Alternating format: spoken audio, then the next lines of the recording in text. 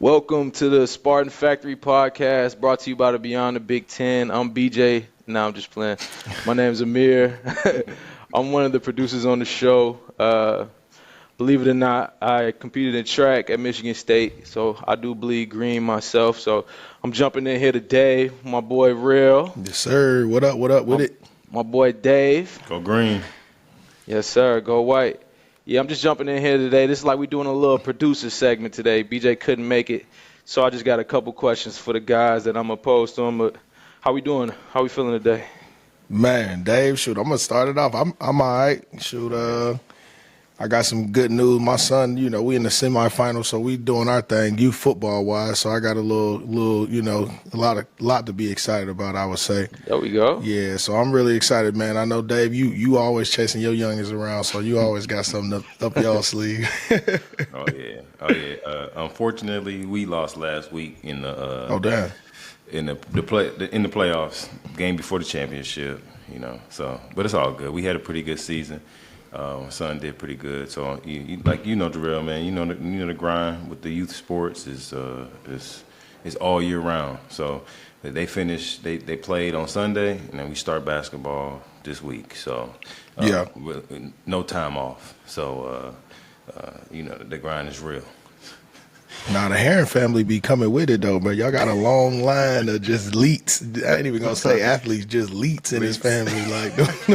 For real. Man, we just keep them active, man. It's all about competing, man. That's all it is. Go out there and I don't care if my kids don't score a touchdown. I don't care if they don't score a bucket, get nothing. But if you competing, everything takes care of that. So I focus on more just try to compete at a high level. You know what I mean? I'll compete. That's your what's competitor. up. Well, shoot, we starting out young. like I Shoot, said, I gave my son one of his first Amir, little ice baths tonight. So, buddy been working, man. I'm trying to. He got it that thing like that. More likely to come up. Like, I can't even do it. Man. So, I had buddy hyped up, though. I remember them days. In track, they used to want us to hop in the ice bath, like at the Jennison. Yeah. I was the one track athlete my freshman year that refused to hop in the ice bath. They hated me for that. That boy wasn't doing it. That's why I had a brief stint there. I don't know man, how I'm good. I don't know how players didn't do it. Like, man, that cold tub was a must for me. Yeah. Some people crazy with it though. They go down to their neck and shit. And I'm like, oh hell no. Nah, ain't no way. They sit the whole No. whole body in the tub is crazy. I'm a hips down guy. I ain't about to do it up to the neck. Yeah. I'll be in the meeting room. Yeah, for sure. I'll be in the meeting room shivering. I'm like, nah. I ain't Exactly. I've done knee down, but That's it. Waist down. Look, ain't no way. Ain't no way. I ain't about to do that. so we're gonna jump into it. Just coming off of a tough loss to Minnesota. It was very a winnable game. Right now we 0-5 in the Big Ten. Right now, only other team without a win in the Big Ten is Indiana. Basically out of bowl contention. It will require us to win out, which means beating Ohio State and Penn State. So that looks a little iffy at the moment. So I just had two questions for y'all. I'm going to go with the first question. If you were a player on the current team, what changes does the program need to make for you to stay, with transfer portal being a big thing today? Well, Either one of you guys can take that. Well, I can chime in because I've kind of lived the life that these kids I want to hear your perspective, Dave. I did it twice. My freshman year, I came in under Bobby Williams. They fired him halfway through the season with six. I think we was at our sixth game. They fired him directly after the Michigan game. So we went down to Michigan, got back, found out that he was gone. As a freshman coming in, I was like, I was all new to everything, tell you the truth. I didn't know really. I was learning out as I was going. So having an entering coach, which was our offensive coordinator at the time, a lot of players wasn't feeling him because it was just a toxic environment. You know what I mean? And I think that the thing that kept us together was just my brothers around me. So even though we were freshmen, we still went through summer training. We went through camp. we had been through some adversity, so we were starting to develop them relationships, and I think that was the only thing that really kept us together and spending the time in the weight room. So for me, I think that these kids just need to focus on each other, because it's gonna be some new bodies coming in there. We're gonna have a new coach. You don't know what he's gonna do. You don't know if he's gonna just wipe out the whole complete, because they can clear slate. Because some coaches, they don't want to come in and have that toxic type of atmosphere in their new environment. So I think that the kids that will stay, hopefully the coaches will keep them too, because now with this transfer portal, you know, like you seen what Coach Prime did when he went to Colorado. He was just like, enter the transfer portal. So that's crazy. I think he gave a lot of hope to teams that are starting from fresh with all new transfers, because he was able to see what, I mean, they're still producing. They aren't doing what some people had imagined them to be doing, but they show that with the transfer portal, you can just start over fresh. You know what I'm saying? Yeah, but it's got to be like through the recruits, though. Man, you know what I'm saying? Like, like, you know, Dave, y'all had some dogs already in house. You know what I'm saying? Like, I think the one thing about y'all is y'all had dogs already in house. The biggest thing that you guys were kind of missing with your regime is really that dynamic, like, structure. You know what I'm saying? That guy to be able to come in and you know what I'm saying, like, really just revitalize, like, people's careers and the way that they approach the game of football. I agree. You know, I didn't have a chance to have it, you know, go through that experience like some of these players are right now. You know, we had Coach D'Antonio for a while, but I would just say, you know, with that type of mindset, he was relatively new when we got there. And just having a person that be able to recruit me, you know, recruit you differently, you know, challenge you differently in practice, like those are the ones that you gonna eventually get the most out of. And I would just say, like, for me as a player, you know, it's got to be somebody that's gonna be able to command the room, like command like what's going on in the room. Yeah. You know, having that you know, when they walk through the door, everybody's sitting up in their chairs. You know what I'm saying, and not been in a situation where we trying to do a little extra while Buddy at the podium, like, because he, first of all, his record, you know, reflects, you know, that of a head coach that's won, or as well as, you know, he's either been through the fire. You know, Deion is somebody that's really cool because he's went through the fire and won as a coach. But, you know, obviously, you know, you want to have somebody that could resemble that type of resume, man, like that's won as a coach as well as, you know what a player is going through on his day-to-day. I think one thing that needs to be mentioned for the listeners who may not know the difference between when you guys played and today's game is that when you guys played, if you were to transfer, you would have to sit out an entire year. These kids don't miss any eligibility. They transfer and they can start up on the next program right away. So, like, I feel like transfer back when y'all were playing, the big thing is like, I don't want to lose a year of eligibility. You know what I'm saying? There's nothing really keeping these kids to that program. So what do you think is like, what needs to change for that to keep that kid? Because he's not losing much by going anywhere now. Yeah. You know, I was going to touch on Dave. Go ahead, Dave. I was going to touch on that a little bit. It's a different game. I do like the flexibility to be able to, if things are not working out for you, you can do what you got to do.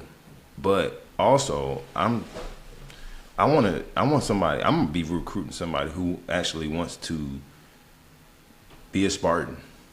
You know what I mean? Looking in for the long haul. Like, even after you get done, you want to finish as a Spartan and have that type of pride to be able to go out there and put that green and white on.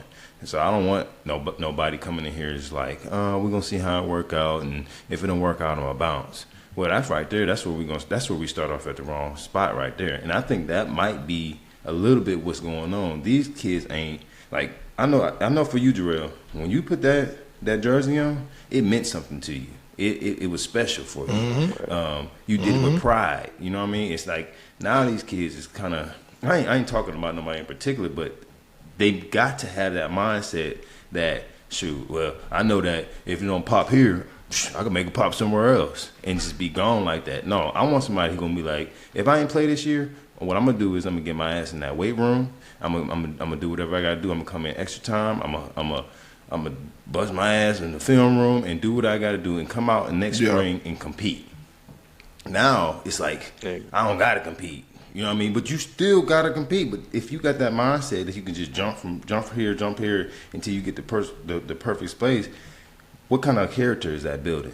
So I look at it as like we're not bleeding green no more. No, we're not bleeding green. You know what I mean? It's like let's get some that was the big shtick that was sold to us. I remember even when I was recruited to Michigan State, like I remember Gerard Butler being at the scrimmage game for the basketball team. Mm-hmm. This is Sparta, and like bleed, like that shit really meant something at that time. And now I'm not sure if that same loyalty or camaraderie or just allegiance to a team is even there.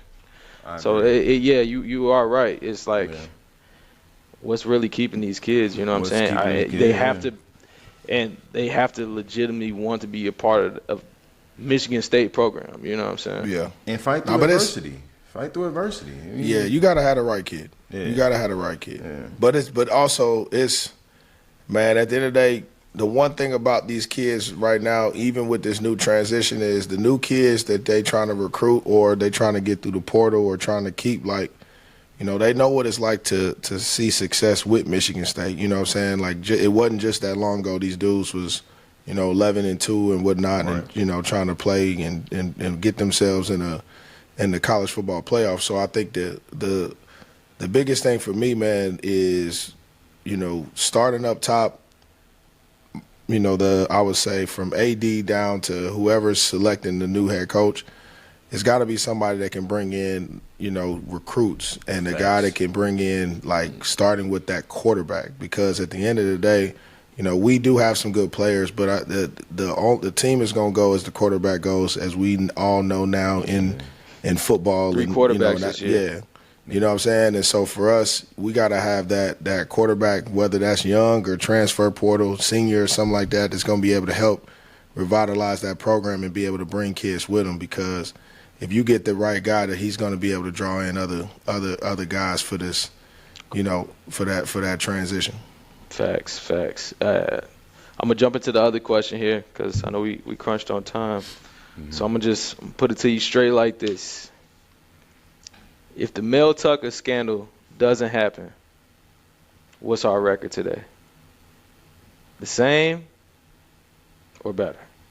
We're not going to even discuss worse. It couldn't be no worse. I don't know. Yeah, I really don't think it would be. I don't think it would be much of a difference because we don't have those players that stand off like Kenneth Walker. Like we don't have that elite type of. Hold on now, Dave. Do we? Hold on, get on now, Dave. On paper, they said we had the 4th most talented roster in the Big Ten. No, like and for us to be performing where we at right now, it makes you question. Like okay.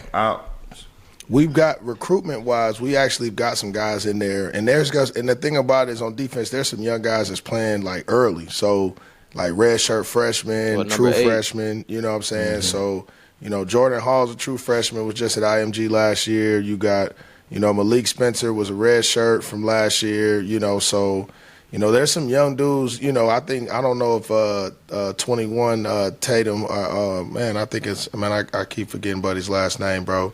But he's an animal too, though, man. I don't necessarily know whether or not he is in a situation where I think he's young too. So for me, bro, I think our record would be better with Mel there just from a structure perspective, from a game management perspective, our record would be there because, we're in situations where we didn't manage the clock well, we didn't manage special teams well, we didn't manage, situational football in the right way. And so I think like when you have a guy that understands what that means, that is what's missing from our team. I think the kids going out there playing hard, there's a lack of discipline because there's a lack of accountability, and that starts all the way at the top. You know what I'm saying? That's exactly what I was gonna say. Is I'm sure there's a lack of accountability because it's like when you got the head coach doing what he did, how can you hold a player accountable now?